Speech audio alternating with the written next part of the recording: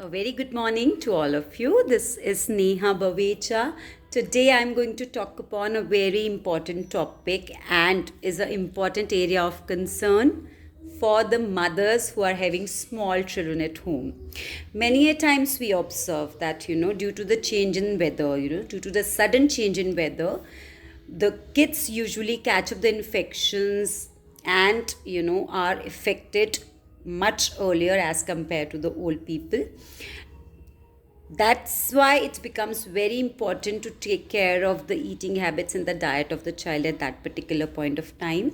बहुत बार ऐसा होता है क्योंकि सडन विंटर्स में जैसे आपने एंटर किया तो बहुत से बच्चों को flu, cold, cough, immunity related issues, in fact lot of vomiting related episodes, diarrhea, इस तरीके की प्रॉब्लम्स बहुत से बच्चे फेस करते हैं. बहुत ज़रूरी है that we should take a proper care of the diet of the child in case of getting frequent vomiting and diarrhea related episodes because the body is getting dehydrated.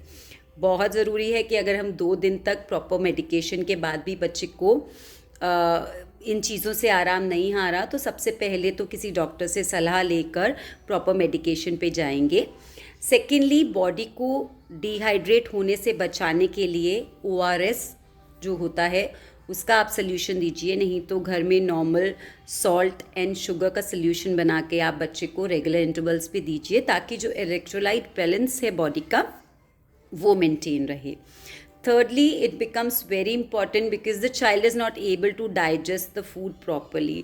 तो किसी भी फॉर्म में आप कर्ड राइस के form में या light खिचड़ीज के form में थोड़ी थोड़ी क्वांटिटी पे जो डाइट है बच्चे को एट अ टाइम, बहुत ज़्यादा डाइजेस्ट तो नहीं होगा because obviously the stomach and gut is really affected because of the infection. तो थोड़ी थोड़ी देर में आप उसको इंक्लूड कर सकते हैं किसी भी तरह से, राइस, बॉयल्ड राइस के फॉर्म में, राइस और कर्ड के कॉम्बिनेशन के फॉर्म में या फिर खिचड़ी के कॉम्बिनेशन के फॉर्म में आप उसकी डाइट में थोड़ी थोड़ी देर के बाद इंक्लूड कर सकते हैं. कोशिश कीजिए कि आप कर्ड एटलीस्ट दिन में एक बार बच्चे की डाइट में इंक्लूड करें, preferably in the afternoon, which should be at the room temperature. ऐसा बिल्कुल नहीं सोचना है कि बच्चे को कोल्ड है और कफ हो रहा है या फिर ठंडी है, विंटर्स हैं तो बच्चे को कर्ड नहीं देना है.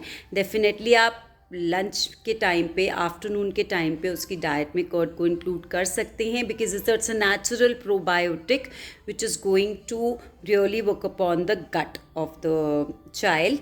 And it should be at a regular temperature. Room temperature, it should not be cold. After that, it becomes very important कि आप जो बच्चे की डाइट में फ्रूट्स इंक्लूड कर रहे हैं they should not be very fibrous, right?